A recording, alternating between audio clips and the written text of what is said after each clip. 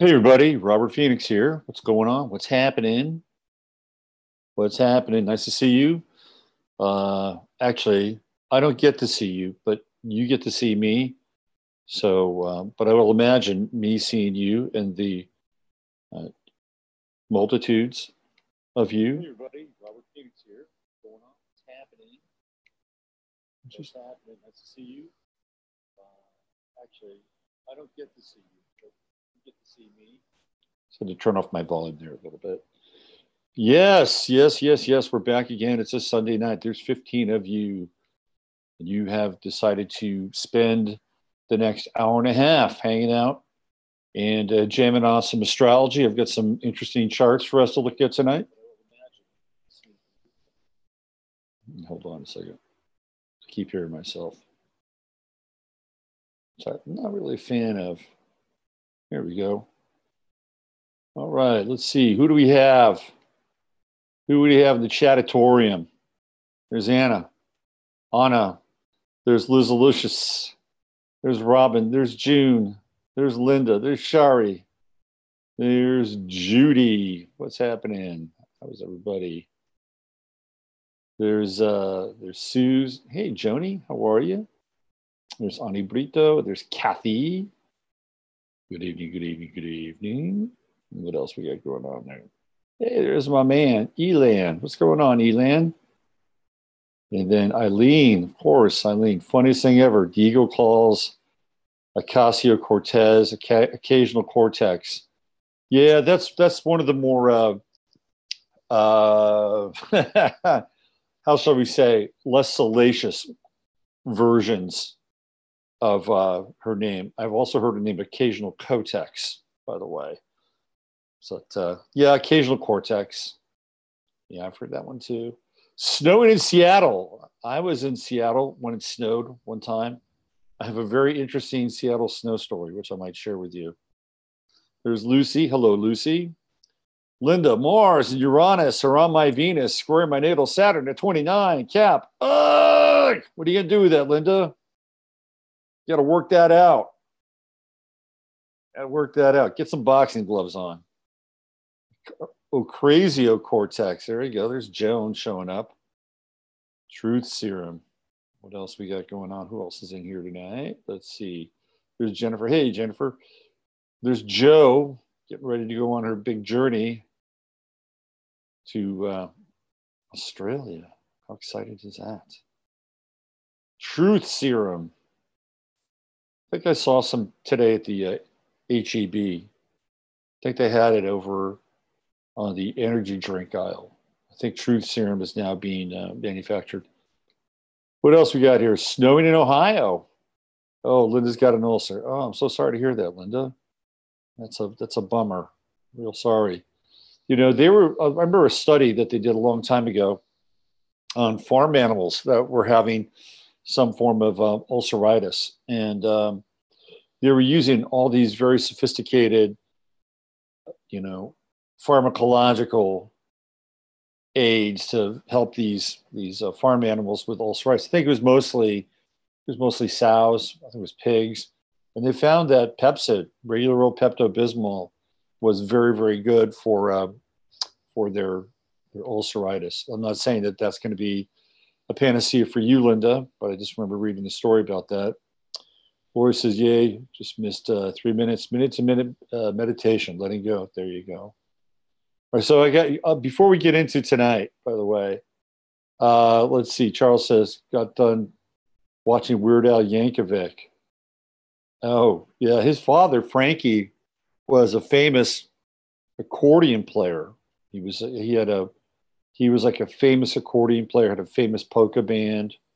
Horse study was aloe. Okay. There was one with pigs, and it was actually, I believe, Pepcid, bismuth, which is in Pepto-Bismol. That's the bismuth. Yes, there was a horse one. And there was one done with pigs. Bismuth, Bismuth. That is the active ingredient in Pepto-Bismol. Sunny in Arizona. Well, we have gray skies here. It's cold and damp. Aloe Force product. There we go. All right, check it in. We got aloe. Aloe seems to be the consensus winner for the ulcerative symptoms. All right, so I'll tell you guys my. Hey, what's going on, Amanda? I'll tell you guys my my Seattle snow story. So this was, I think, back in 1990. It was December of 1990, and I was hanging out with this woman who was like a real psychic, like a full-blown trance medium. Like she lived in the other world, and she showed up in real life. And she was actually kind of an amazing psychic. I mean, she was a friend, and we were going to have dinner with a gal who was my girlfriend at the time. So I was picking her up. She didn't have a car. And it was one of these areas of Seattle where it was kind of hilly, and it had snowed. Like there was like serious snow in the ground, and the roads were slick and icy. And at that time, I was driving a Hyundai, one of the first Hyundais. I think it was like a 86 Hyundai or 87 Hyundai. It was a two-door.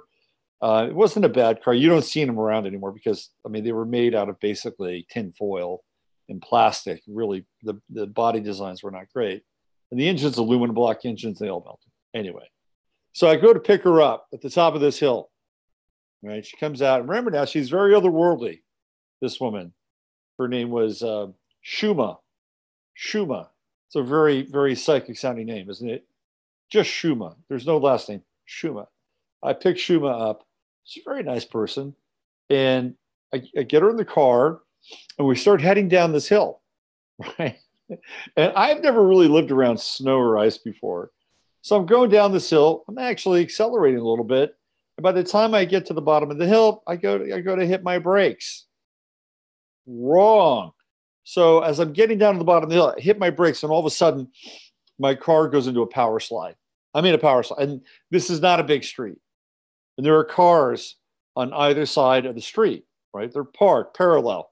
This is a suburban area, and I am just sliding sideways down the street. And I look next to me, and Shuma is doing these prayers. And I'm like, okay, we're in this thing now. Wherever it's going, it is going, and it is out of my hands. So she's just, praying her ass off. And then the next thing I know, my car kind of comes to a bit of a little bit of a fishtail like stop, and there was like a little curb, space of a curb, and on either side of the curb were driveways for two garages. So it was too small for a car to fit in that space. And my car went in, and without a lot of force, bumped off that curb. I mean, that thing was just out of my control. And thank God that Shuma and God were my co-pilots in that moment. Because if I had gone, 3 feet in either direction, I would have been eating somebody else's metal for dinner instead of wherever it is we went that night. So that was definitely a case of some divine intervention. And the power of prayer does work, especially in a timely moment like that. Anyway, be careful with driving up there in Seattle. And everybody in the snow, be careful, especially with that black ice. It's not always optimal. Not always an optimal moment. All right, let's see who else we got going on in the chat room. Is there anything worse than the gout? Ooh, it's snowing in BC. That's lovely. Don't do too much. You can get bismuth poisoning. Joan knows a lot. She knows a lot of stuff. Yes, bismuth poisoning. There we go. Got a sharp chat room, man. Yeah, the gout. The gout is kind of intense. I've had a few go rounds with gout. One night, not long ago, I woke up in the middle of the night. My knee was my ankle. Holy shit! It was really sore, man. Really sore. And I had to take care of that post-haste. Gout is pretty bad. I've heard kidney stones. I feel like we're a bunch of old people sitting around. What about the gout? What about them damn kidney stones? My father used to have kidney stones. Holy shit. That man used to be in pain. Anyway, enough of these these maladies. We're here to celebrate, and we are here to affirm our existence on this planet amongst one another. So how's everybody doing tonight, other than the fact that we have our ailments? Everybody doing okay? Everybody hanging in there? And oh, Carmen, first time made life. Welcome, Carmen. So I'll give you guys the rundown. You know, the people here that are new here. What we do is, we kind of get warmed up, and then we look at where the planets are astrologically, which reminds me, I have to change my settings here so I can essentially, let me make sure I have this. We got some cool charts tonight, by the way. We're going to have some fun tonight, let me tell you. We're going to have some fun tonight. Let me change my settings here so we can get the chart of the moment, because that's what we do. We look at where the planets are, and we look at where they're headed for the week ahead, and kind of do a little bit of a astrological weather report and see what's happening. Let me get in here, get to my chart. And then we kind of mess around a little bit and go off into maybe a few tributaries and back roads, and see where that goes. And then we talk about charts. And I've got a couple charts for us to look at tonight. Like I said, they're interesting. Okay, let me get in here. Give me 1 second so we can get a reasonable look at the chart of the moment. By the way, I just want to ask you, hearing lots of chatter about big booms coming out of the South, specifically North Carolina and Louisiana. Anybody experiencing booms? Not sonic booms. These are booms that might be inside the earth. Hello? Rattling, maybe some land movements. Anybody having any experience with that? I've got some thoughts. My thoughts are that they're probably blowing out some underground bunkers. That's my thought. So, which is usually what happens when they do stuff like that. But I'd love to hear if you guys have been experiencing some of these booms. I know Steve and Chris were talking about them, and I've been reading about some action down in New Orleans, quite a bit actually. So give me a second. I'll get back in the chat room, and then I'll see what your take is on the booms, if you're hearing any of them or experiencing any of them. Hey, the moon just went into Taurus, 0 degrees. How about that? I like the moon in Taurus.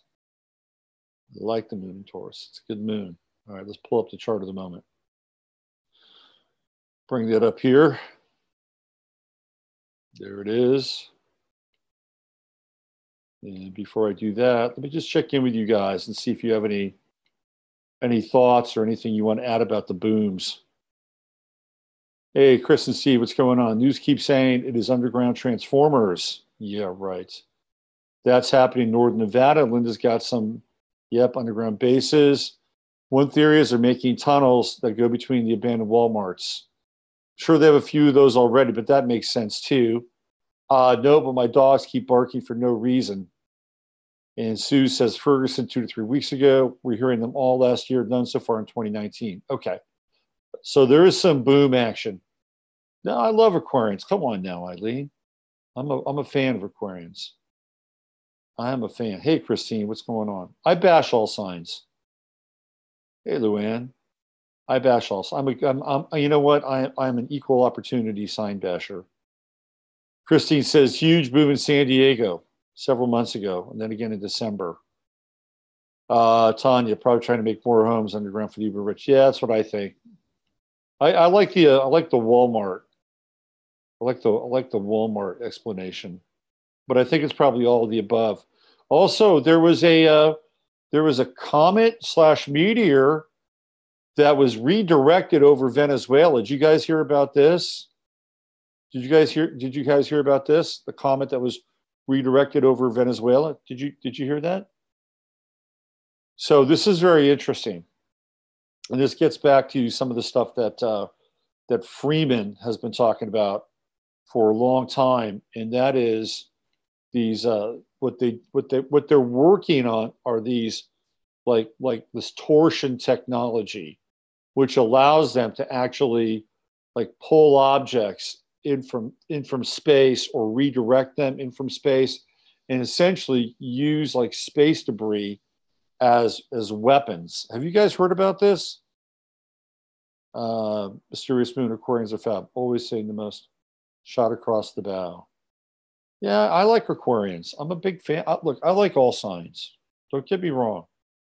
You know, I like all signs, and I also, you know, every sign has its upside, its beauty, and certain signs have a different kind of beauty. Let's put it that way. Let's put it. I like Aquarians. I have Venus, Moon, and Mercury in my 11th house. Why wouldn't I like Aquarians? That's the house of Aquarius. This show is called the 11th house. So, and I have Chiron in Aquarius. So I have a soft spot in my heart. See, and Chiron is in my 3rd house. So all you Aquarians are my brothers and sisters. You know? Let's see. I'm Aquarius. Tomorrow's my birthday. Ooh, Mountain Anon. Was it? Yes, it was. It really a comet? I don't. Yeah, it's a good question. Let's see. What else do we have here? Hey, so let's see. Who is it? Mountain Anon. We're going to be looking at two Aquarian charts tonight for your February 11th birthday. You've got some interesting time, well, not time twins, but people that share your day. Let's see. Other, my sun is Cancer 0. That's where my Mars is, right there. North. All right. You know, we got a lot of Aquarian action. All right. Let's check this out. Let's get into the chart of the moment. We'll find out where everything is. Just zoom back there. Time to share the screen. You guys can all join in. Real simple. All you got to do is go to astro.com, and there's always the chart of the moment on the side. And you can just click on that, and here we go. This is the chart of the moment, February 10th. I use Austin because it's, you know, it's close. And the ascendant is 10 degrees, Virgo, which puts my Pluto very close to the ascendant and my true node right over here. So theoretically, could be a good night for me. Sun in the 1st house. Look at all these guys over here. What we have, folks, right now is we have a wide bundle chart. It is not a bowl. It's not a complete 360. Not a complete 360.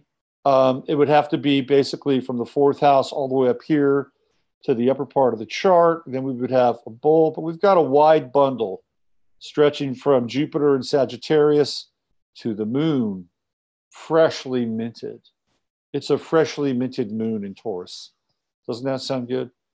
No wonder I've got some lamb cooking in the crock pot tonight, waiting for me for when the show is over. Yes, that's my moon in Taurus treat. It's good. I've been working on it. Well, I've been working on it all day. I prepped it, but it's been in there all day. So we got a bit of a bundle chart. It's a wide bundle.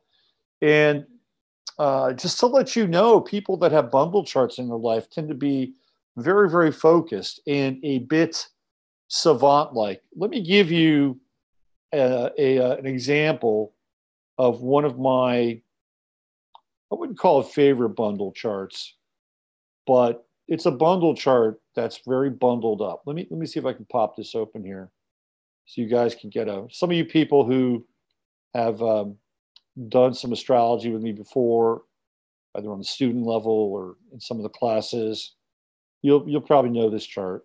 What I'm going to pop up here. Give me one sec. It's a very good example of a very tight bundle chart.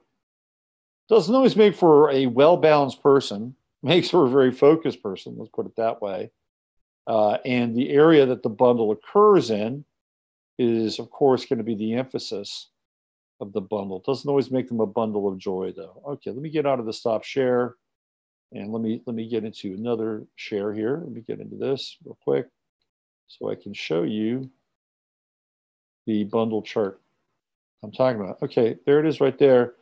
So now that is a classic bundle chart. The one that we're working on, are going to be looking at tonight, as soon as I get off this page, is a kind of a wider. But this one goes really from 12th house, first house, second house, third house, bang. It's Katy Perry's chart. And I've gotten into this chart a lot, okay? Because here she is, she's in the 12th house, Sun-Pluto conjunction. You know, one of the things that I looked at, and I think we did this before. If I haven't done it before, watch this. Watch the cavalcade of stars here. I got a bunch of charts lined up. See, there's some of the charts that I work with when it comes to my astrology classes. Quite a few of these have Pluto in the 12th house. Ice Cube, very close. I'd read that for the 12th house. It's within 5 degrees, Pluto, 12th house. I didn't really pick it out this way. And then, of course, we have Katy Perry, Pluto in the 12th house. Marilyn Monroe, again, ingress, Pluto in the 12th house. Let's see who else we have here. Jagger, no Pluto, Uranus, though. Here we go. Muhammad Ali, Pluto in the 12th house. And let's see, we have Roseanne Barr, no Pluto. There's Mars there. Steph Curry, no Pluto. Steve Jobs, Pluto in the 12th house. Anybody else? Tom Brady, Pluto in the 12th house. Are you sensing a theme here? Right? It's a big theme. I got 2 Tom Bradys. Let's see, anybody else? There's Putin, Saturn, no Pluto. Whitney Houston, Saturn, no Pluto. So there's, I just went through a kind of a riff of about 9 charts that I have on here. And when I picked these charts out, I did not pick them out due to the fact they have Pluto in the 12th house. I picked them out for the various types because I wanted to illustrate the type. Seesaw chart, right? Prince has pretty much a classic splash chart, right? He's got planets in all but 1, 2 houses, 3 houses. That's that 9 and above is a splash chart. Okay. Rajneesh. What was I doing with Rajneesh? I think I was doing Rajneesh the splay with the Grand Trine. That's right. And then D.H. Lawrence, I was looking at kind of an extreme bowl. A lot of times you'll see bowls. They'll be on the right side or the left side. This one is below/upper. And then, of course, here's our bundle chart. So one of the things that I was ruminating on, like Trump has Pluto in the 12th house. And you'll see very well-known people with Pluto in the 12th house. And I was trying to understand, what that's about. What's the correlation between Pluto in the 12th house and people that are well-known or have fame? And I came up with a couple of different sorts of ideas about it. There would be 3. I have three kinds of thoughts around Pluto in the 12th house.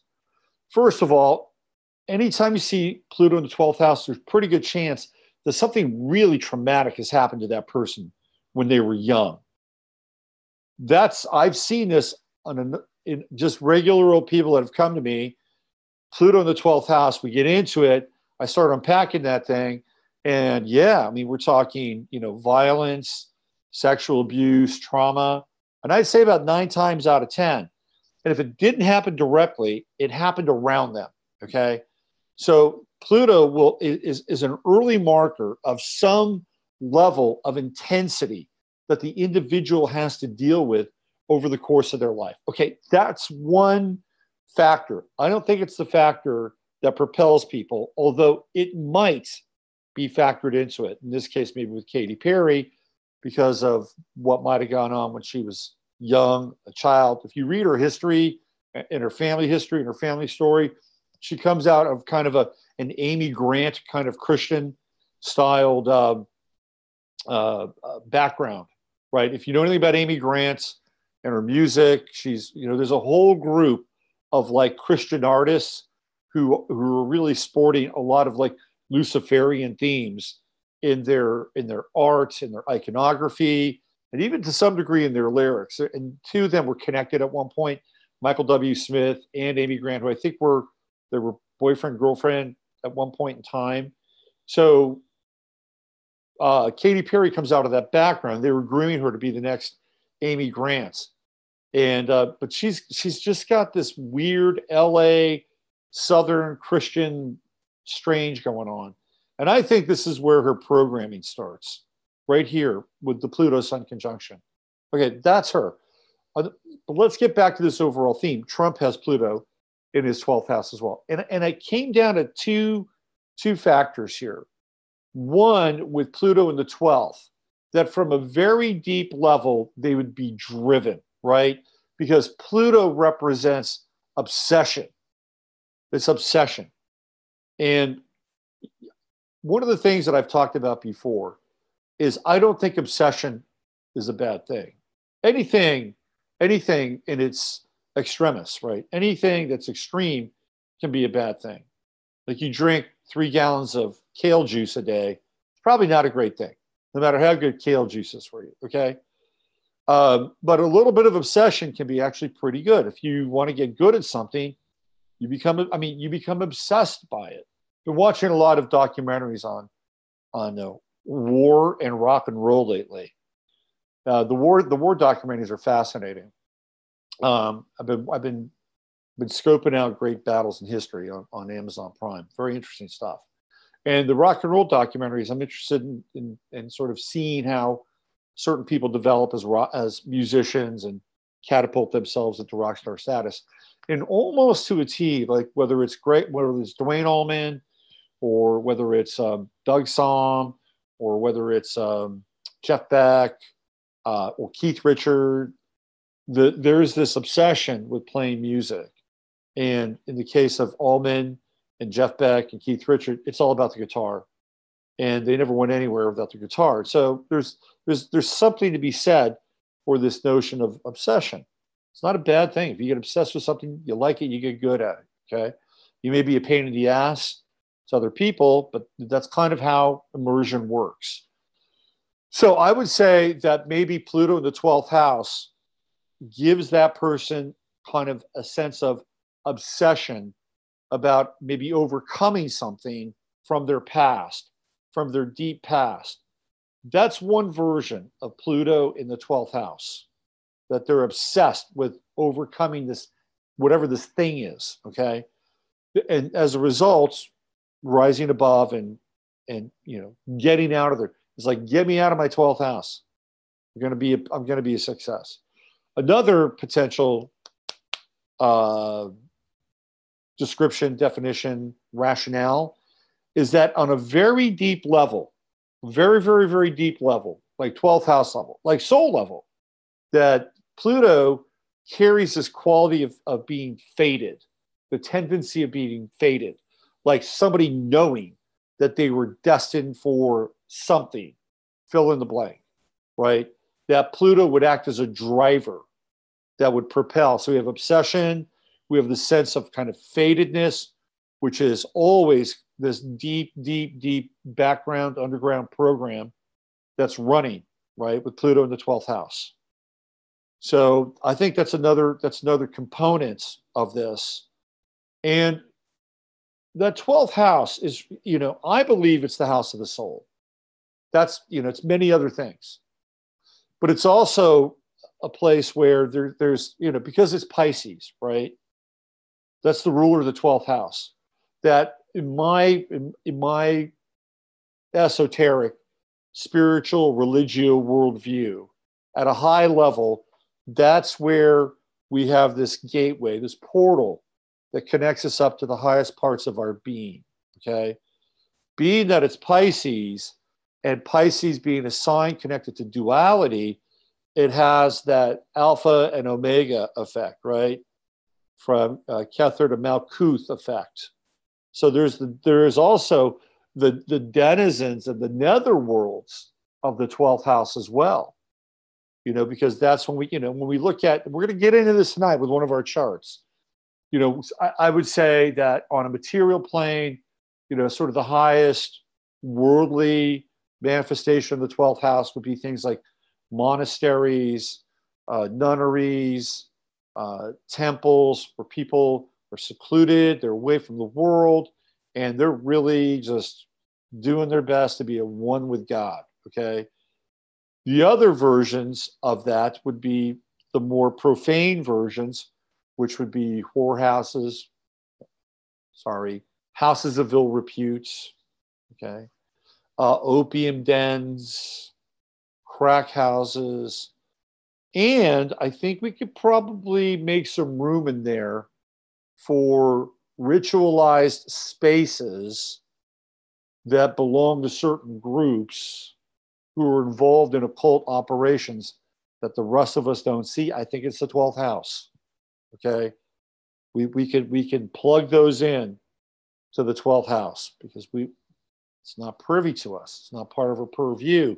So we can see like the big latitude, right? Literally from the house of God to the house of ill reputes, and even the subterranean version of that. Okay. So that gives you some metaphysical sort of geolocation for the 12th house. So Pluto can really play a role in that house. But getting back to Katy Perry's chart with the bundle, she's here for really 3 specific reasons, right? To have an ongoing dialogue with Satan in the 12th house. I'm just kidding. She's into TM. I got into TM last week. I was talking about it on my show. Very interesting organization. But she's into self-expression, right? Leo on the midheaven, performer. Clearly, performer. Mercury, Moon, Saturn, first house. Saturn in the first house is interesting. You know, if we think of Saturn as being, I mean, I think Saturn is the father in the chart, obviously, right? Saturn's the father. The sun is the father when the person is young. The moon is the mother. But I think Saturn can also represent handlers. That's what I think. So perhaps Saturn in the first house might have a bit of a different connotation here, but clearly using her voice, right? Mercury on the ascendant. And then we have the Venus-Uranus conjunction. So she's working on first house self. She's working on money and resources. And she's working on communication, the world around her, and dealing with people in positions of hierarchical power, which is Capricorn. Not a square, not an opposition in the bunch, okay? This is a person who might have adversity deeply buried in their 12th house roots. There's no conflict here. This is a person who, by and large, hasn't had no oppositions, no squares. It's almost like this chart has been programmed in a lot of ways for this person to perform basically, 4 or 5 different functions, and that's really primarily it, right? Her south node is also in the first house. True node is in Taurus. She was married to Russell Brand for a while, who's a Sagittarius. So his son was over here. I think he might have been in her 8th house or close, right? And there was a rumor that he was another person who had the keys, shall we say, to her access codes. We have no air in her chart. Look at that. No air. So you've heard of airheads? She's a lack of an airhead. No air. So when people don't have air in their charts, they lack perspective. They lack the ability to zoom out. They lack the ability to have detachment. They lack the ability, in some ways, to communicate objectively. She has none. So she depends on other people to bring her the air, bring her the oxygen. Okay, I just wanted to show you a bundle chart, a very tight version of a bundle chart. I don't need to get into this any longer. So let's get out of here. Let's go back to the chart of the moment. Let's stay in the moment. Let's get in the moment. Okay, here we go.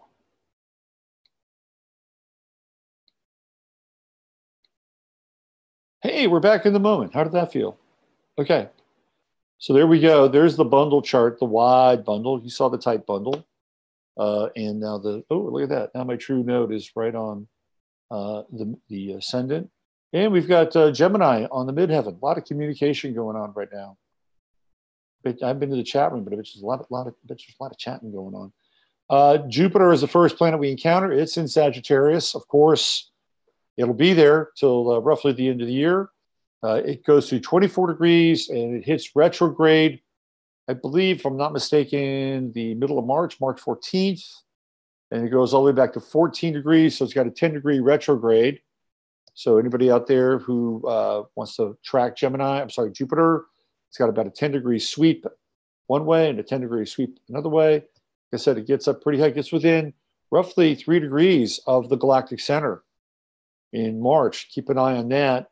Right now, we have a nice trine going on with Jupiter, and it's kind of wide, though, right? So we have the sun at 22, Jupiter is at 19, and Uranus in those final degrees of Aries at 29. Wide trine, 10-degree trine. But I do like the Jupiter-Uranus trine. Things can happen quickly. Make some pivots, make some changes. And I believe that there's, try to keep your spirits up, okay?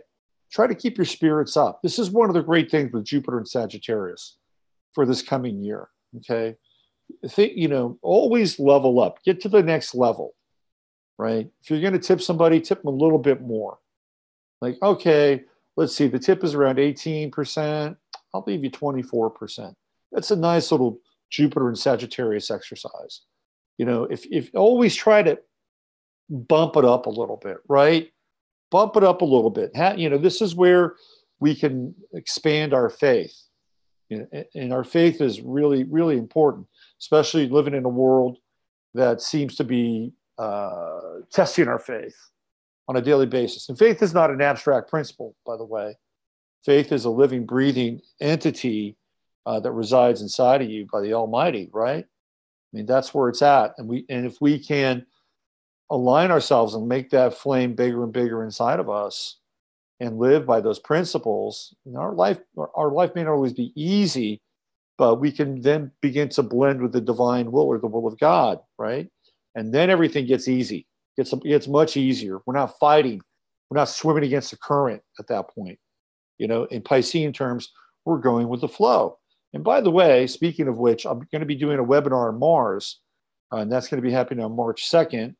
And one of the things I'm going to be talking about is understanding the nature of Mars so that you can get in touch on a personal level and also when it comes to transits with Mars. So you're not fighting against it. You're not trying to operate outside the realm of like your personal expression or your dynamism or the manifestation of your will. If you try to use your will in sort of a different model than your Mars might be accustomed to, it's really not going to work. And so trying to understand that and align makes Mars a lot easier. It's one of the things I'll be talking about in the webinar. So right now we've got Mars at 27 degrees. Aries right at the end. It's right at the end. So we're going to have that Mars-Uranus conjunction coming up here in a couple of days. That'll be interesting. That'll be really interesting, right? I mean, on a world stage, could things get maybe a little violent out there in the world? I've been looking at some of the yellow vest stuff. I mean, the yellow vest stuff is still going on. Now the police are getting violent. The yellow vest stuff is starting to get to another level, and I wonder if it's going to compress a bit because France is going through its a 50-year Chiron return from when Chiron was in Aries during the revolutions in 1968. So they've got unfinished business. And this last weekend, very, very heavy, getting much more aggressive. And I wonder if that's gonna bust out even more. Of course, we have Venezuela in the back burner that seems to have cooled a little bit, but that's a coup in progress. We're going to see what happens there. And if the United States and Russia are really at odds or whether they're doing some kind of a crazy tag team, we'll find out more. But the next few days with that Mars-Uranus conjunction, it's going to be explosive. Tempers are short. Tempers are going to be very, very short. Now, luckily, we've gone past that Mars-Pluto square. We got through that last week, but that's a lot of energy. Squares are energy. Squares are intensity. You know, squares force you to get into it and work with the angle of resistance in the chart.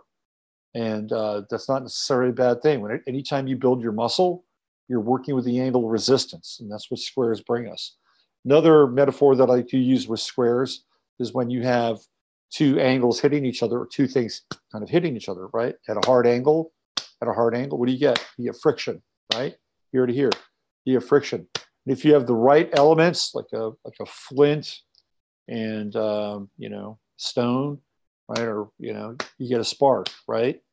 You get a spark. What do you get out of a spark? You get flame. What do you get out of a flame? You get heat. You get energy. So squares bring energy, and they bring a certain dynamism. So right now, in terms of squares, we do have a square going on with looks like we got Saturn square. And what is Saturn squared off against? Let me just no, it's going to be Pluto. Just here, we got a Pluto square, and that's with Uranus, which we've talked about. And let's see, Uranus is moving out of orb, and that Pluto, I guess Pluto is still in square with Mars. It's why, I mean, when I look at that square, it's like Mars has kind of moved past that really tight orb. But technically speaking, yes, it'll be interesting to see what happens over the course of the next couple of days with that Mars-Uranus conjunction. Explosive. That's the word I want to use for that, explosive. We got the sun at 22. So it's kind of an interesting little number there, 22. And we got a sun in conjunction with Mercury. It's a very, very wide conjunction. We got Mercury at 1. Mercury's moving away. It's in Pisces. Just moved into Pisces. And we also have, let's see, what else is going on? Sextile with Mars and a sextile with Jupiter. Yeah, I like that. I like the let's see, where's Mars? Yeah. The Jupiter sextile is probably a little bit more dynamic. So to me, when I look at a Jupiter Sun sextile, we're dealing with Sagittarius and Aquarius. This has to deal with the spirit of man, spirit of brotherhood, spirit of agape. And, the sextiles are activation angles. So, if the spirit moves you, I mean, this is a really good energy to build bridges between you and other people. Okay. Really, really good energy to build bridges between you and other people. And again, I feel like there's kind of optimistic energy here, with the exception of those Pluto squares. Even Saturn is, we've got the trine to Venus with Saturn is trining. Where we got, what do we? Saturn conjuncting Venus. Yeah, it's a wide conjunction. Let's see, what else is it doing? And we've got conjunction to Pluto. Oh yeah, that's really going to come out next year in a big way, right? January of next year, that Saturn-Pluto conjunction. And then let's see, we have the semi-sextile to, where's Mercury? Yeah, semi-sextile to Mercury. Yeah, I mean, Saturn-Venus conjunction, that's an interesting conjunction. So it's actually not a bad conjunction to do business on and sign contracts with. Those are lasting contracts. When you have Venus-Saturn conjunctions, and Venus is going to get real, real close to Saturn. So find out where it is in your chart. Find out where Venus and Saturn are in your chart. Where can you have new contracts? 11th house, new contracts with friends or old friends where the contract is renewed. Karmic contracts with Saturn in the 11th house. Venus-Saturn conjunction in the first house. If you're a Capricorn rising, you're dealing with perhaps new contacts with people on a daily basis. And, maybe you're the one that's initiating with Saturn on the other side, other people initiating with you. In the second house, it could be money, doing deals to make money, signing contracts for new property, or anything that you can invest in that's going to bring you kind of a longer term benefit and yield with the second house. Venus-Saturn conjunction in the third house. If you've got stuff going on with brothers or sisters or siblings, this could be a good time for you to really work things out and come to a more equitable and adult accord, especially if you've got parents or somebody who's ailing. This would be a really great time to deal with stuff like trusts and wills with Venus Saturn conjunction in your third house. In the fourth house, a lot of times when people have Saturn in the fourth house, they're moving. I've seen this again and again and again. Chart after chart after chart. Saturn fourth house transits, you're either redoing your pipes and plumbing or you're moving. So Venus Saturn conjunction could be a way for you to come to some kind of accord or agreement with the people that you're living with. So you get it all together and say, we're out of here, or even sign contracts for a new home with a Venus Saturn conjunction in the fourth. With Venus Saturn in the fifth with your children, or perhaps with Saturn, maybe your grandchildren, it's another opportunity to come into some new level of interactivity, agreement, maybe the settling of old grievances. Like if you have an estranged child in your life, even if they're older, 20s or 30s, if you've got Venus Saturn conjunction in your fifth house, that would be a really good time to, maybe get in there and, see what you can do to kind of end a certain cycle and in a certain agreement, and then begin something new. Also, Venus Saturn in the fifth house isn't always the sexiest of romances, but can be long lasting. And I've been thinking about this. I've been thinking about like how in this culture that we have been absolutely seduced by beauty, right? Beauty looks youth.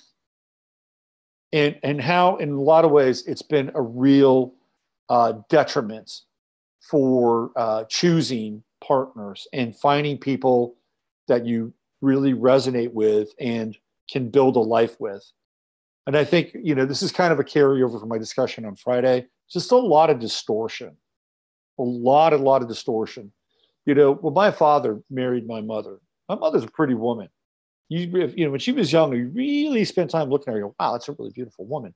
She wasn't flashy beautiful, right? My father married her because he realized that she was a good woman, right? I mean, this was somebody he could, have a life with and work with. And, my father didn't have, let's put it this way, he wasn't lacking in prospects. So he picked my mother, right? My mother chose him too, right? Let's be fair about that. And I thought about this, and I thought about things like arranged marriages, which, have had actually a fairly successful track record, believe it or not. And that how we've gotten really skewed in terms of who we pick for partners and mates. And what we don't do is we don't pick the right people where we can really build a life together, regardless in a lot of ways. I mean, sure, there has to be some level of attraction, right? But I think in this country, in this culture, we've just really oversold it. And everybody, even myself included, look, I get a bit of a hall pass. I got 3 planets in Libra, but let's just say I've had partners in my life who were not classically, quote unquote, beautiful, right? But they were really good people. And I probably should have spent more time with some of those people, to be very upfront and honest with you. Anyway, that's a Venus Saturn conjunction in the fifth house. It's like, okay, well, let's we can build a life together. We can do this together. Yeah, I'm attracted to you, but what I'm really attracted to is your character, right? Character. I'm attracted to your character. I'm attracted to your personality. I'm attracted to the fact that, you'll be devoted to me, or you're going to make me feel secure. I mean, the same thing can be said for women with guys too, right? And by the way, you'll see this. You will see this more with women and men. You will generally see a man who is, quote unquote, less like classically attractive than the woman. And those relationships tend to last a long time, believe it or not. And the reason why is because they found this out. I mean, statistically, you can look this up, that the men try harder because they've got, like, in their minds, right, they've got theoretically their prize. And I'm just giving you another little thing to think about. But I think that I think we kind of missed the boat on that, and it feels to me also, I mean, if you go back in time All right, let me tell you why I started thinking about this. I'm just going to take a little bit of a side road here. I told you we take some side roads. This is we're on the frontage road now. We're on the frontage road. We're headed out to an area where there's there's four-way stops without any stop signs. Okay, that's where we're going. I've been watching this show recently on Discovery Channel, and I forget the name of it, but it's like it's like Homestead Rescue or something like this. And it's a show where there's this father and his daughter and his son, and they go out to these extreme locations, and they basically help people who are homesteaders who have kind of like are up shit creek without a paddle. Okay, I mean literally that happens sometimes. And they go out there and they look around and they find, various pieces of, what we would call junk around their property or around the area, and they will use a lot of these things. And sometimes they're just natural things. I mean, sometimes what these people do blow my mind. I mean, what they're like hollowing out tree trunks and creating water flues and turbines and it's really amazing. So it's kind of an amazing show. Anyway, they go out to these places and they help these people. And I'm looking at these people. Well, who are these people that want to and their whole idea is to get off the grid. Like they want to get off the grid. So they sell their homes, and they're not like fancy on the grid. I mean, these people we got enough money to buy some land and maybe put a trailer on the land, maybe. And some of the land they bought, some of these people, it's like, really? You bought that land on a flood zone? You got to be crazy. Anyway, they come in, and then I started to look at the people who did this, and I'm like, these people are not winning any beauty contests. Okay, they're just not. But clearly, they've decided that this is what I'm going to do. This is what you're going to do. We're going to work together, and we're going to be a team, right? We're going to be a team. And that's what happens. They're a team. And I feel like in a lot of ways, again, I think we lost the plot with a lot of stuff. And I feel like this worshiping at the altar of eternal youth and beauty is toxic. It's toxic. And anyway, little side trip there. The Venus-Saturn conjunction in the 5th. How about Venus-Saturn conjunction in the 6th? What does that look like? Well, maybe you want to have a contract with your health. How are you doing? How are you feeling? We were talking about ulcers and gout and all kinds of maladies in the chat room tonight. Well, maybe you have a Venus-Saturn conjunction in your 6th house. Maybe it's time to renew your contract with your body and really looking at what you're doing with it. Are you getting enough exercise? Are you on the wrong diet? And a lot of times people think they're on the right diet, and they're not. They're not on the right diet. You may think you're on the right diet, but you're not. The book that changed my life was Eat Right for Your Type by Peter D'Adamo. And, I'm an O positive. And I tried to be a vegetarian for a while and made my life miserable, absolutely miserable. I was cold most of the time, didn't have a lot of energy, and found myself watching a lot of Doris Day films. So, I had to get off of it. And so it was really funny. I tell this story that the guy that got me off of my vegetarian diet, and some of you might know who he is. His name is Louis Torrey. And he's this guy who believes he's the reincarnation of Nostradamus. Louis is an interesting character. And I would bounce around. I'd bounce off of him at these various metaphysical shows. And this was back when I was doing a lot of tarot readings. He had a booth next to me. And one day I got paid him $45. And he does these readings where he sticks your true node. This is all like pre-computer stuff, really. And he had a bunch of mimeographed or copied wheels. And he'd look up your birth date in the ephemeris. And he'd take your true node, he'd put it right in the 1st house. He'd put your south node in the 7th house. And then he'd find out where everything else was. And then, and, according to him, this was how Nostradamus did his charts. I don't have a problem with that. I don't have a problem with that because Nostradamus a lot of people didn't know their birth time back then.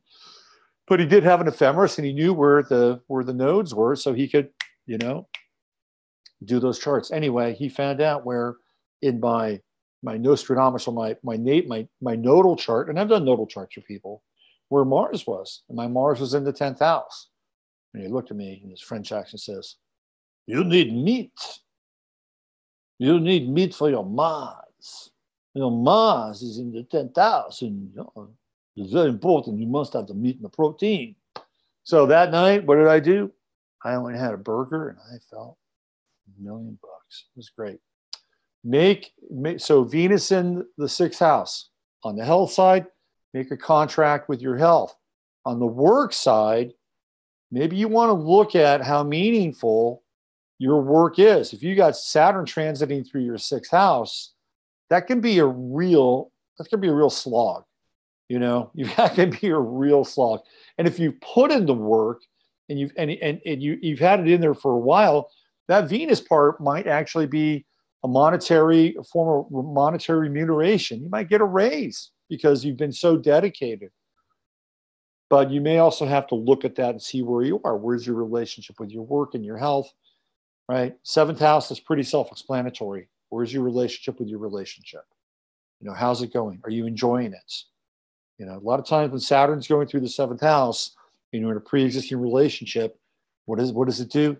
It's time to lift the hood up on that thing. So what do we got going on here? Is this working? Do I need to change the plugs? Do I need to change the air filter? Do I need to change the relationship? That'll happen when you have Saturn going through the 7th house. And then doesn't mean that you will have to change the relationship, but you may have to have a dialogue about what the relationship is. Where are you going? What's the meaning? What's the long-term goal and the long-term plan? And with Venus coming in there, it's certainly going to accentuate it for a lot of people who have Saturn in the 7th house currently transiting. Well, they've also got Pluto there as well. So that's extreme transformation in the area of religion. That's for you Cancer rising types.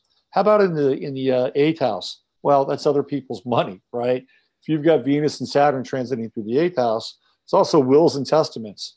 You may want to write your own, right? With a Venus-Saturn conjunction. Although I don't want to leave that house on kind of a morbid note. The Saturn transit of the 8th house is a very intense one. And it's one where we shed and let go of things. It's a very important transit. There is this psychological death that takes place when Saturn does go through the 8th house. And when Venus is there, it's usually accompanied by either the loss of a relationship or potentially the beginning of a new one. So if you've got Saturn going through your 8th house, you're going through some very deep territory, Venus comes along and guess what? You find out you're not alone. Venus and Saturn in the 9th house, if you have Saturn in the 9th house, you're really dealing with the ideas around religion and law and dealing with people from other cultures and other countries. And there's lessons in there for you and maybe lessons that you share along the way as well. Well, with the Venus-Saturn conjunction in your 9th house, again, you might get a little assistance. You might have somebody share with you something that you're really trying to figure out, really working on, or something that's working you. From a contractual perspective, that is a house that does represent law. So it may not be a bad time to really invest in either a good lawyer or understanding the law yourself or understanding your relationship with anything that's going to set you up for kind of a long-term contract that's going to be based on interpretation by what's going to happen in the next house. The next house is the 10th house, and that's where we have the interpretation of the law. That's where we have Saturn and Capricorn and Judges, right? Because we can make the laws in the 9th. Laws don't count for anything unless there's somebody to adjudicate. That's where we get the 10th house, Saturn, Yes, hierarchies. So if you've got a Saturn-Venus conjunction in the 10th house, number one, I think you're hopefully having a peak experience with your work. Because when Saturn's up in that part of your chart, it's a tremendous opportunity to really grow. And there may be discipline and structure and order and form that's involved in that Saturn transit, but believe me, it's worth it, okay?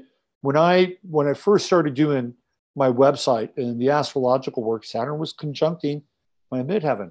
And that's when it all really took off, and I was working every single day. I was doing posts every night. I was consumed with, creating a website that was going to be, something that people want to go to and go to on a daily basis. Now with Venus up there, it can also be connected to, who you're working with. Again, it could be a creative aspect.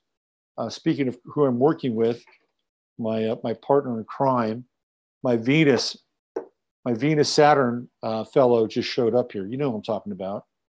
It's Jasper the Astro Cat. You can see his shadow right there. Yes, he wants to get involved. You know I was talking about the 10th house. You want to say hi to everybody? Come over here. Come over here. Here we go. Yes, a lot of you have been asking about Jasper lately. He's still here. You know, I'm just up at a different perch. It's a little more difficult for him to get. He was on my broadcast with Emily. He was very intrusive. Anyway, creativity also comes into play with Venus in the 10th house. You know, so you use a little bit of Saturn, discipline, structure, order, form. Use a little creativity, and don't be afraid to partner with people with that in the 12th house. You got 2 more houses to go. May as well just finish them off. Venus, Saturn, transiting through your 11th house. Of course, I talked a little bit about that. That's friends. That can be a karmic connection with people with a Saturn transit going through there. You may not have a lot of friends, but the ones that you do have during a Saturn transit of the 12th house are very meaningful, right? Because you're pairing back. This is what Saturn does. It pairs back.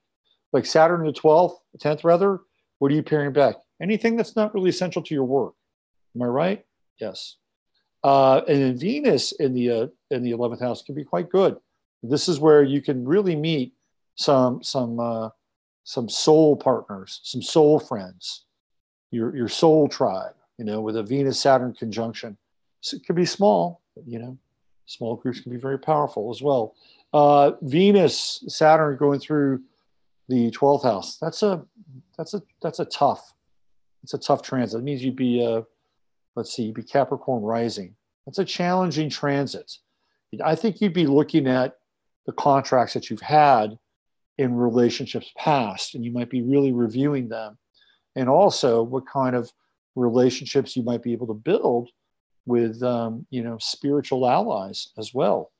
So there you go. There's your little tour with the Venus-Saturn transit as we move around the chart. Let me check in with you guys and see what you might have to say about some of your Venus-Saturn transits, or if that affected you or hit you in any way, shape, or form. We'll do the stop share, and you can just see my face. How's that? Here we go. And maybe get a little more Jasper in on the picture. Maybe I should put gel in Jasper's hair. Let's see. What do we have? This is Kathy's chart. My God, she has babies born during eclipses. That are the outcomes you mentioned last week. Russell Brand is a Gemini. That's right. He is a Gemini. Of course, he's a Gemini, which would have put his son in her probably 8th house, right? Correct. Katy Perry's 8th house. Yes. What else we have? I haven't heard of Louis Torrey in years. Wow, I forgot about him.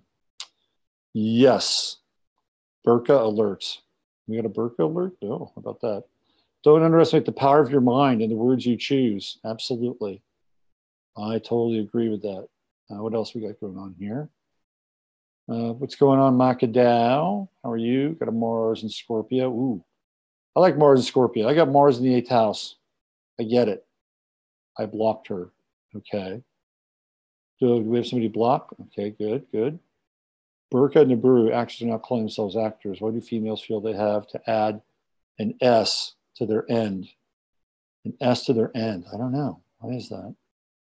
I don't know. Question of the ages.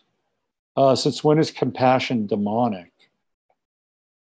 Let's see. Any mods? Yeah. What's going on? Is there trouble in the chat room? What's going on here? Jasper will put a paw on it. Okay. Do we have trouble in the chat room? All right. Very disappointed to see so many unevolved souls using astrology. I'm craving steak now. Okay, apparently something went down in the chat room when I was talking. It looks like you guys, I guess you guys have change over. I am trollless. A couple of trolls. Okay, I'll check back in. So I think you guys have it. I think you guys have it under control, right? Anyway. Oh, there's Jasper being Jasper. You got to get down now. All right, he's in destructo mode.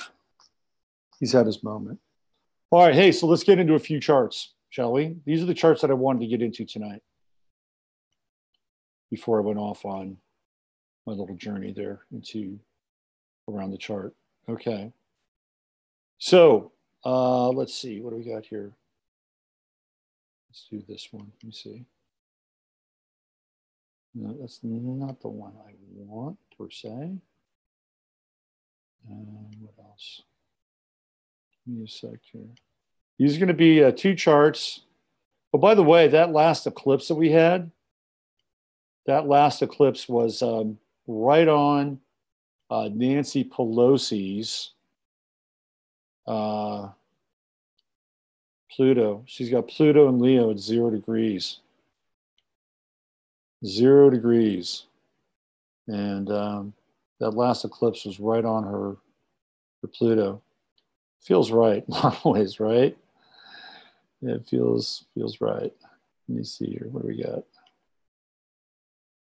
I got to get these things lined up. Give me 1 second. You know, this would be a time when this were a music station.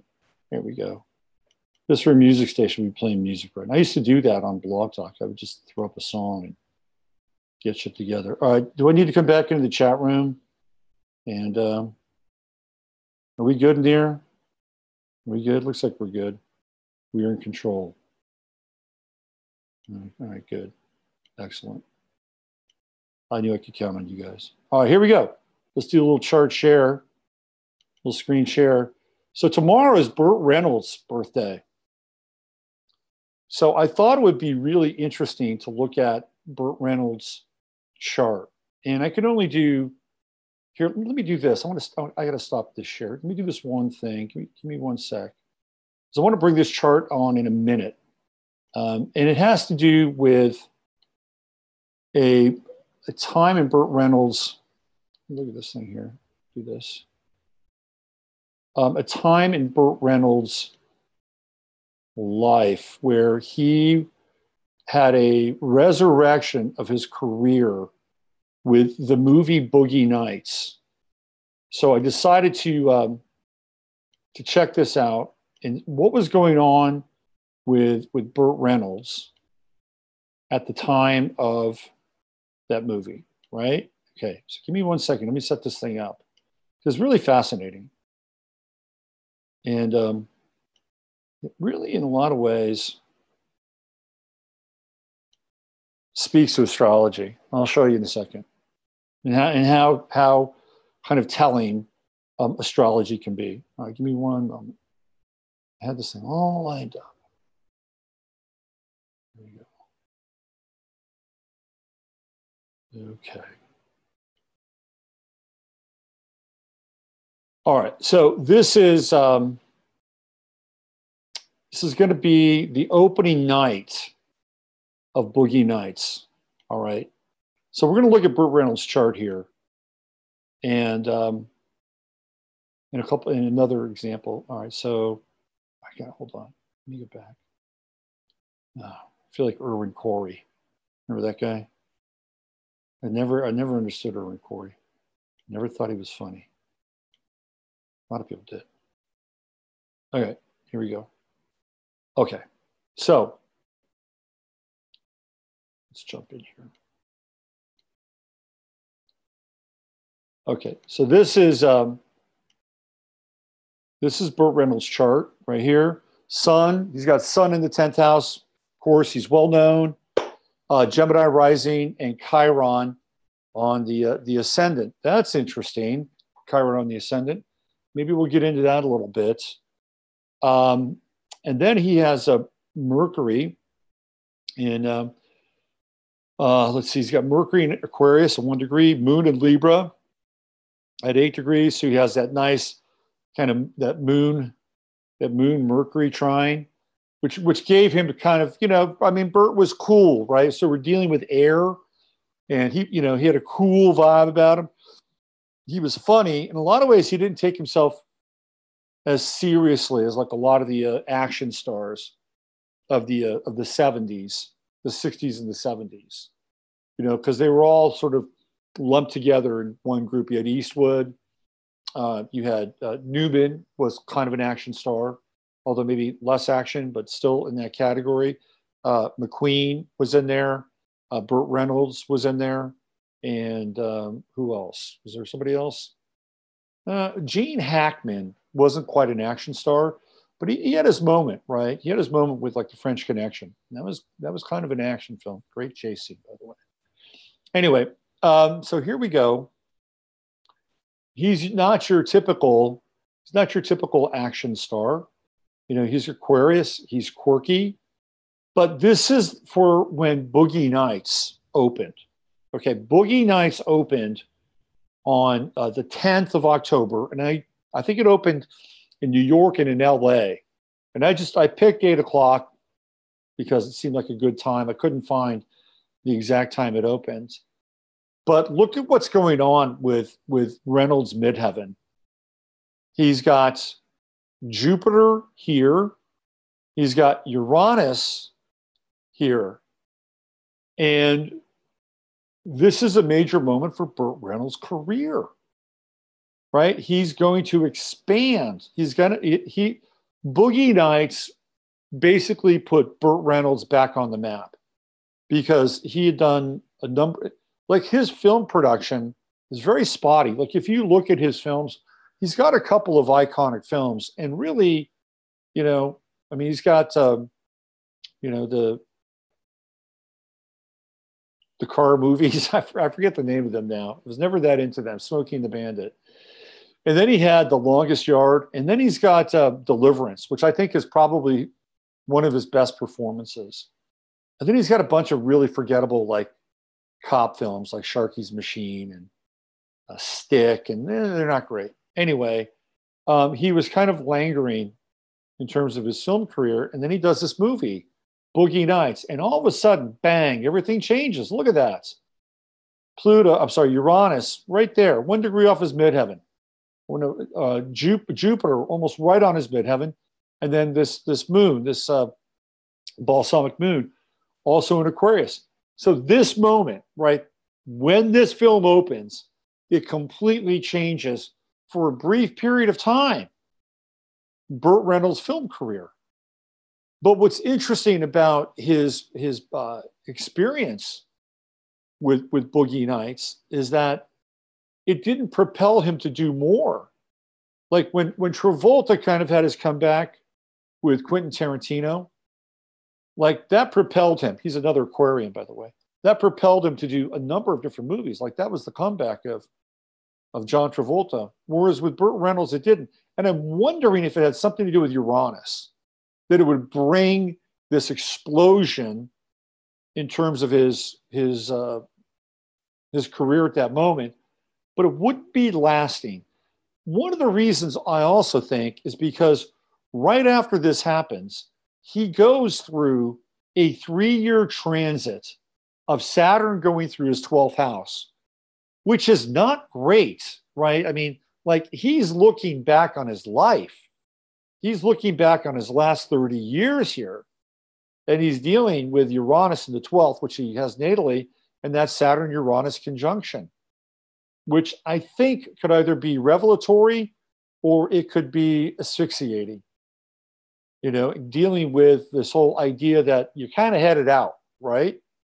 You're kind of so.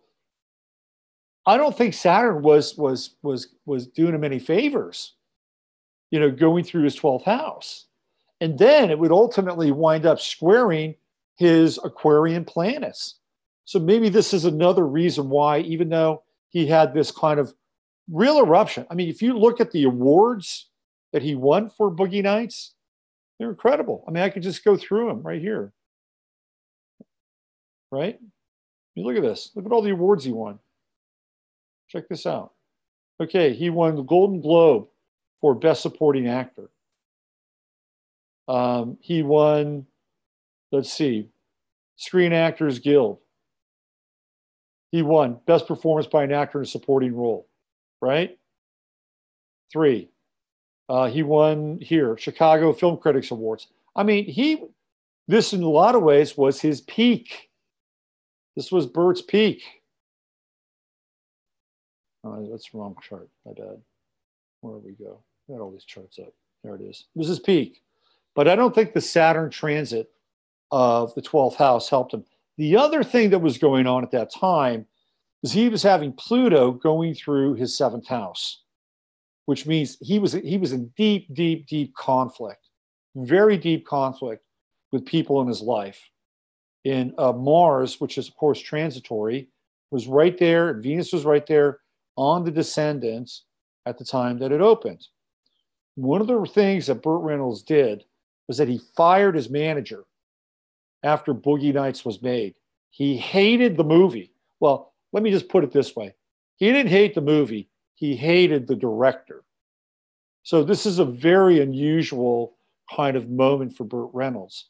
He's experiencing this explosive Aquarian resurrection of his career, but Saturn's going to be taking him into the 12th house for 3 years, into the Shadowland. And I think some of that probably stifled some of his momentum. Let me give you another chart I'm going to share with you. And this is where it gets very, I mean, I think this is interesting just in general anyway. But let me give you this one here. I'm going to find this.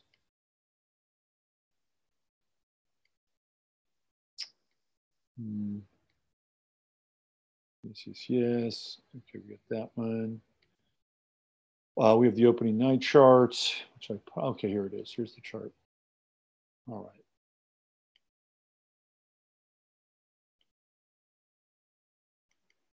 Okay, so check this out. He didn't like this guy, Anderson. His name Richard Paul Anderson. Paul Anderson, the director, didn't like him. Fought constantly. Well, check this out. So he's a Cancer. I think he's like 3 degrees Cancer. He has Venus in Cancer, and I think it's around 10. And he has Mars in Cancer, I think it's around 14. Both his Venus and his Mars, this is the director of the film, were right on Burt Reynolds' south node. Okay? So here's his true node over in the 8th house. And by the way, Burt's got secrets. He's got secrets. I think he was bisexual. I think that's Chiron and Gemini in his 1st house. I think Burt was bi. I think that's part of one of Burt's deals, right? Anyway, Venus Mars was right there on his south node. I think this director just completely rubbed him the wrong way. And in fact, it was so bad, like I said, with that Mars on his south node, that he fired his manager for getting him in the movie. And yet the movie was a critical and box office success, resurrected Burt Reynolds' career. And even though it was short-lived, he certainly was in a very interesting place for having such a contentious relationship. I don't know what went on the set. I didn't read any of the backstory. I just know that he didn't like him. He loved the film, didn't like the director. And let this be a lesson.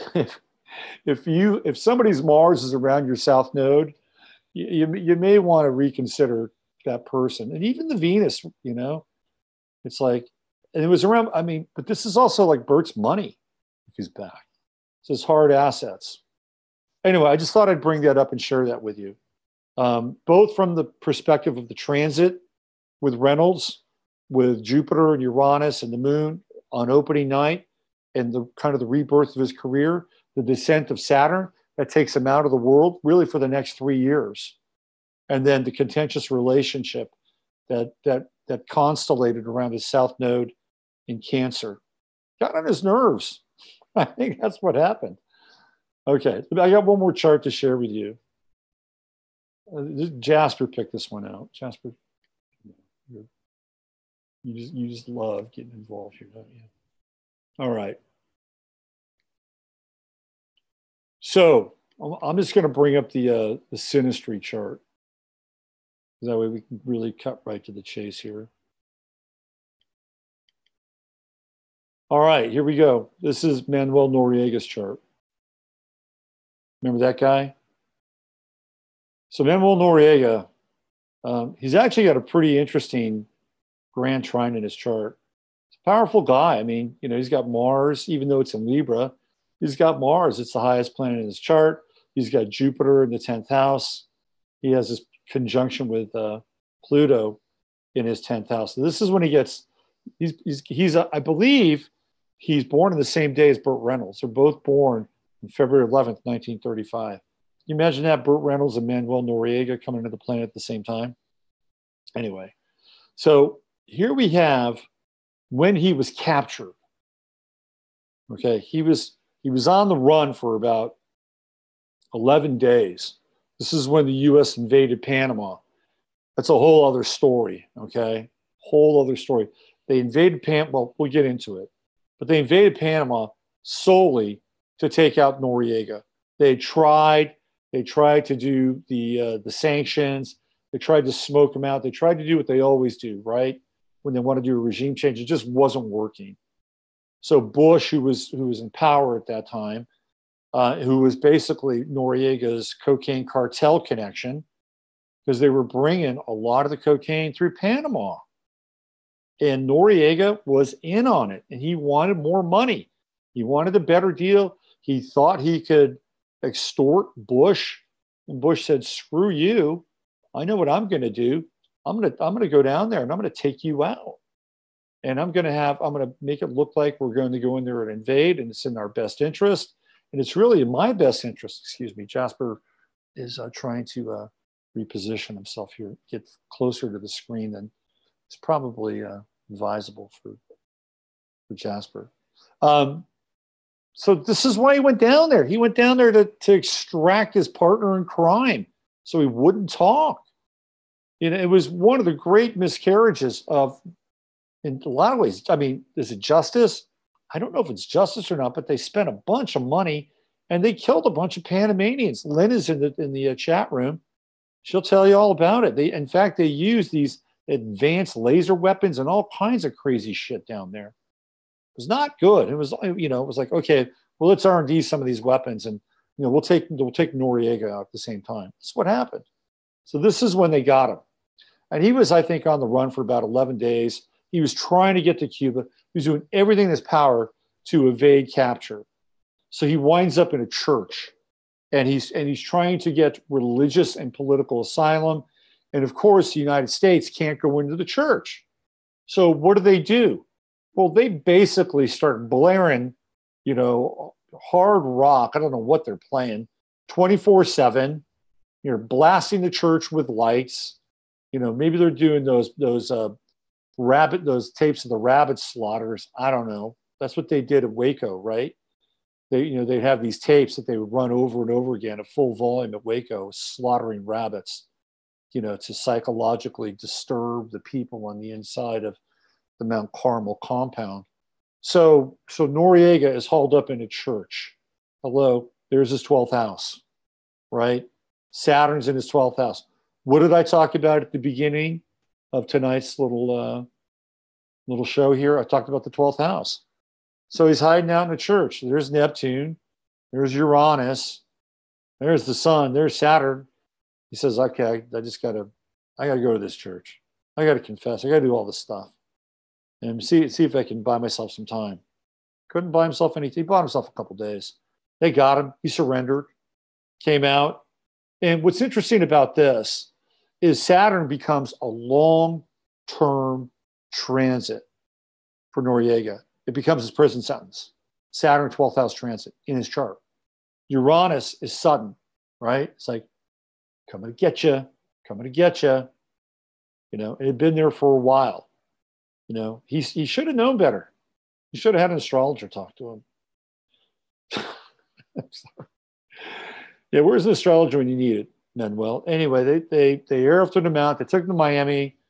Kangaroo courted him, and then ran him to Supermax prison in Colorado, where he spent time with Ted Kaczynski and Woody Harrelson's father in that Supermax in Colorado. There it is. It's all in his 12th house. Dealing with, you know, he had to deal with his soul. He had to deal with the shit he had done. I mean, this guy does, you know, he's no angel. He killed people to get to the top. He killed people You know, he probably was involved in the death of Torrijos, who had his copter downed, right? This guy had some big stains on his soul. And then he had the cocaine trade with the CIA in the United States. So he was having to come clean. It was bound to happen. There it is right there, right? Saturn, Uranus, Neptune. And, 1990. We're kind of, you know, it was about a month ago. Well, it's not Neptune, Uranus, obviously, but Saturn's coming back through. There's a book there. There's a book to be written on Noriega, and there's a movie to be made about that invasion of Panama. If they put as much money into that invasion of Panama movie as they put into Black Hawk Down, it'd be serious. But yeah, look at that. 12th house. From the 12th house to the big house. That's what happened to Mr. Noriega, right?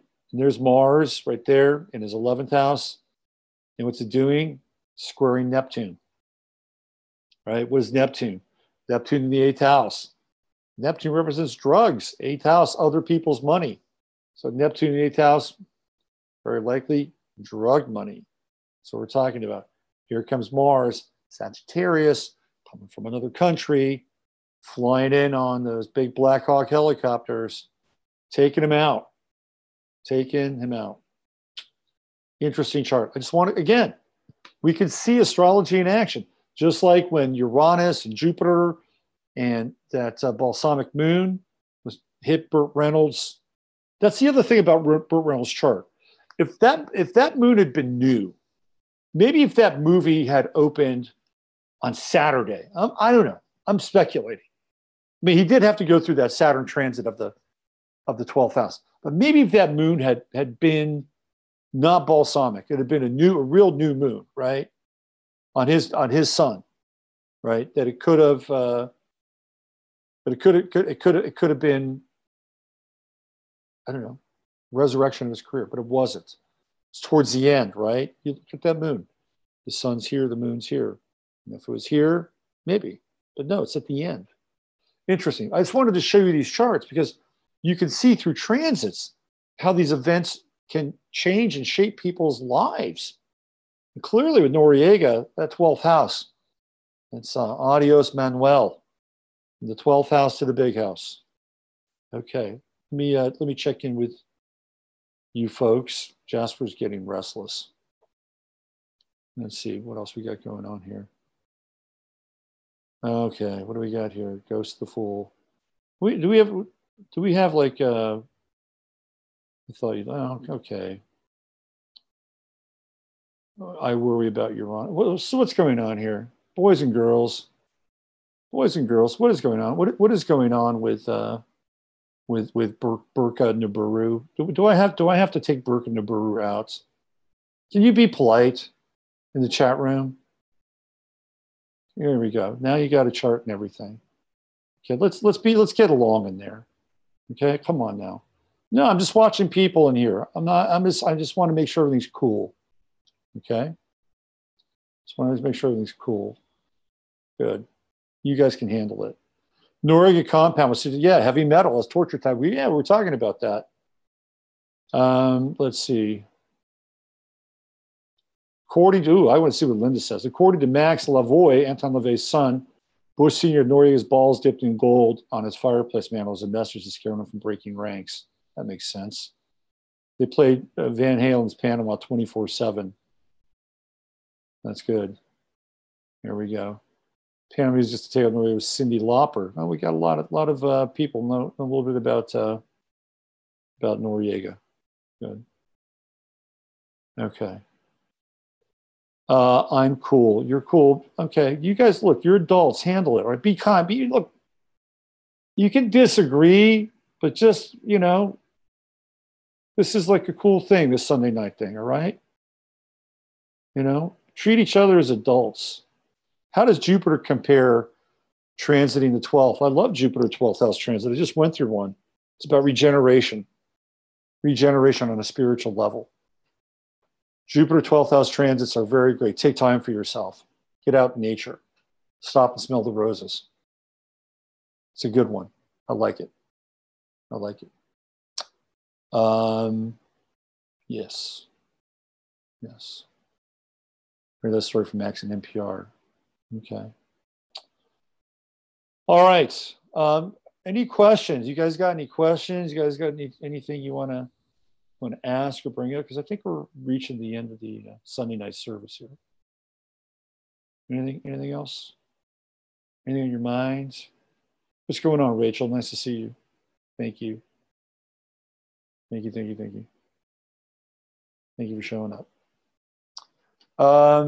Okay. So just to let you know, I've got my Mars webinar, which you can do something kind for a stranger and create your own good vibrations. I agree. We talked a little bit about that at the beginning of the show. What else? My Jupiter 12th happened on my Saturn return. It was rough, but I'm better for it. That's actually a good combination. I like that. Hey, what's going on, Jennifer? Nice to see you. We're getting ready to close the doors here. Shut it down. Check out my website, and you can, if you want more information about the Mars webinar, that's happening on March 2nd, and on March 3rd, I'll be joined by Marina Darkstar right in here. We'll be jamming on some astrology.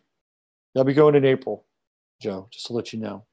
Oh, and for everybody back in Philadelphia, I'll be back in Philadelphia at the end of March doing live readings, and we'll talk at Solutions. And that's going to happen out there. All right. I think we're caught up. If you want a reading, come to my website, robertphoenix.com. I offer those too. Yes, I do.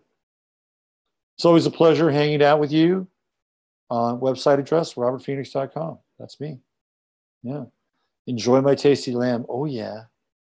Oh, yeah. Definitely. Charles has something he wants to bring up. Extremely off topic. What do you got, Charles? Bring it. What do you got?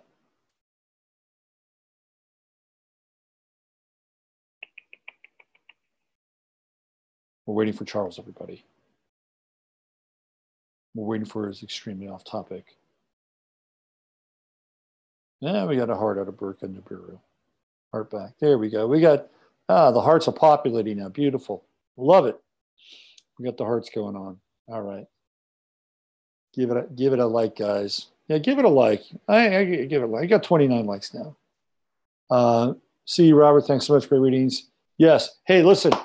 Tomorrow, 15 minutes of flame. And Tuesday night, I think I'm getting ready. To launch the new version from the website on Tuesday night. So keep your eyes peeled. Okay. All right. Have a great Sunday. Have a great week. Blessings to each and every one of you. And use your head to discern what's real, your heart to see what's possible. I'm Robert Phoenix. And I'm out of here for now.